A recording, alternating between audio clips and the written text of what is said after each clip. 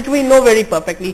3D, space, 1D, time, moving, and other things. We can't even comprehend what's 5D universe. At an imaginary level, we could do it mathematically. But the basic point is this. It's an ascientific fact. I agree to it. It's not a scientific or an anti-scientific fact. Science cannot say anything in terms of life after death. But it's not something which you should imagine coming from this physical body. There is something, it's very conceivable that your consciousness after death survives in some form which you do not know. And that is what we believe, that the consciousness survives in some form which we have no idea of. And then like, you see, like Christianity, Islam does have the idea of resurrection. But the idea is that you should not imagine it in terms of any of the physical facts you know here. This is something about when probably the universe will be annihilated and a new set of laws, a new set of dominion will be established by God. And the way our consciousness will survive there is not to be taken physically. That's what I should say. Yeah. Anyone? Oh yeah. Do you have an idea of what God's purpose might be in conveying scientific facts to people, knowing that they won't come to understand them? Oh yeah. Oh, that's a very nice question. Why did God convey scientific facts? I can answer. There are, I think, two major points here. The first point is that whenever God gives a revelation at a particular time, what happens is that He gives signs to the prophets so that people can recognize they are true. Now the miracle of Quran at the time of Arabs was purely linguistic miracle, because these people were familiar with poetry, and when Quran came, linguistically it shocked them. Okay, and that's why they accepted it to be a revelation from God. I think the purpose of God is that in course of time, as the civilization evolved, we have come to a point that linguistic things don't really matter. What really matters to us is scientific data, and this is probably God's plan, that in this age, these facts should prove that this book is a text from God. Number one. Number two, this is something which you would expect. I mean, irrespective of whether you understand it or not.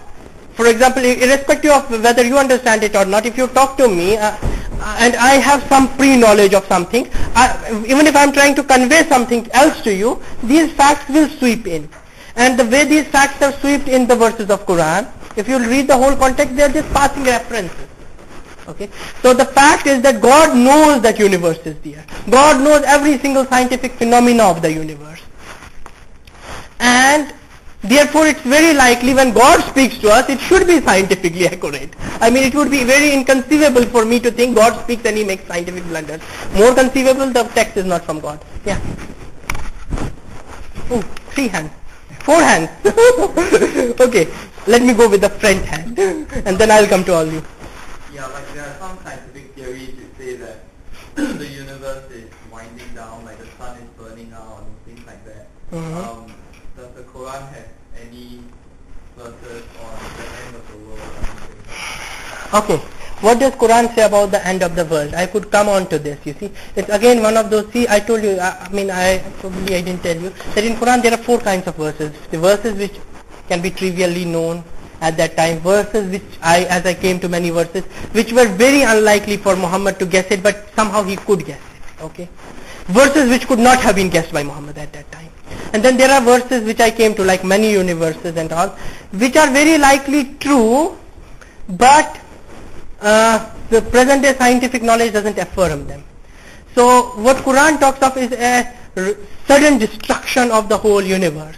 Now is this thing possible? It is possible if our universe is in a false vacuum. It could suddenly tunnel down to a true vacuum or a lower vacuum than its present vacuum, and if in case that happens, you could see all the structures finishing. Another scenario, if the brain world theory is true, universe probably came up because of collision of 2 brains or many brains or however. If 2 brains collide, if 2 universes collide, finish, all structure gone. Any other way? Let me think. The big crunch has been noted out because we have noticed that universe is accelerating in its expansion. So people could think of big crunch before, but big crunch first of all is not sudden. Second of all, we have noticed that universe is accelerating in its expansion. So if left as it is, it would probably die a very cold death. But of course, there are always possibility of it colliding with another universe, tunneling through a lower vacuum. That's probably it, and maybe a few more I could think of. Yeah, but it is clearly something on which there is not a definite scientific statement. We do not know how our universe will end. Yeah. Okay, over there.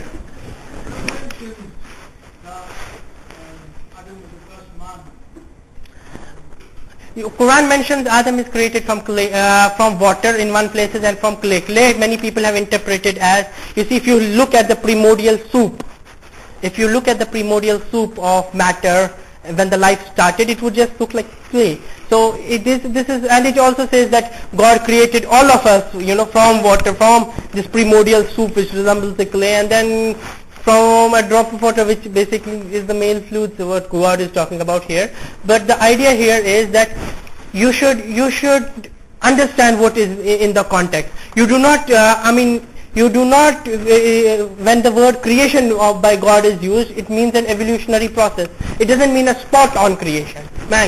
So yeah, Adam could be the first person, or is the first person according to Islam, which attained this perfection, that self-consciousness was perfectly retained.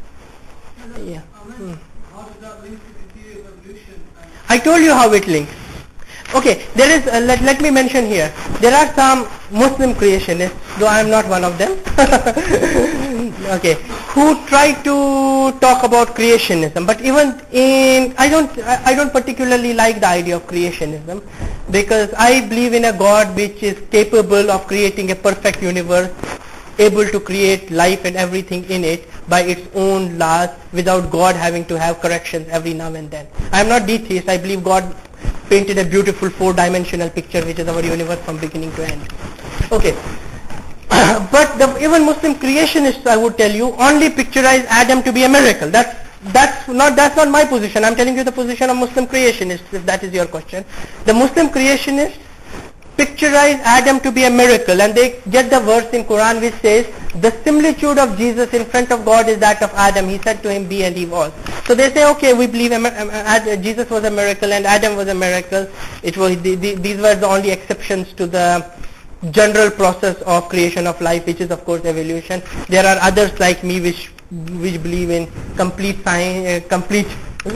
scientific thing, and with the fact that the whole universe is capable of supporting each organism by the laws of universe, it's capable of the whole of the life can be created without any corrections needed. Yeah. Anyone else?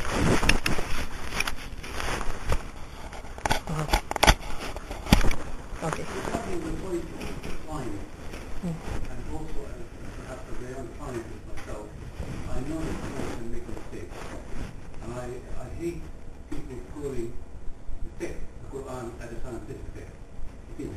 It is a text with facts. And people can accept it or reject it. The point there of the gentleman who said, why is there some scientific facts in the Quran? There are also verses in the Quran which is asking man, women to think and giving this time to think about it. So again, it is not just a linguistic text challenging the errors of the time with their language and superiority in language. It is challenging man on earth with facts. Mm-hmm.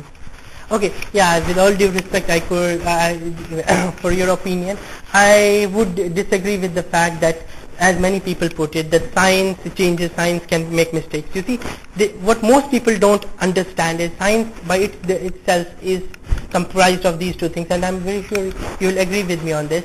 There are scientific facts and scientific theories. And as I pointed out, there are some things which were theoretical, which are subjected to change. But scientific facts, in the degree of accuracy they are known, are 100% true. There is no doubt that they can be wrong. For example, if we know the earth is spherical, to the degree of error we have calculated it to be, it can't be flat. It can't be flat. It can't be any other shape. There is a possibility that we might get a more accurate picture on some variations here and there, and that's why in any scientific theory, when you mention a figure, like I didn't mention it specifically here. For example, if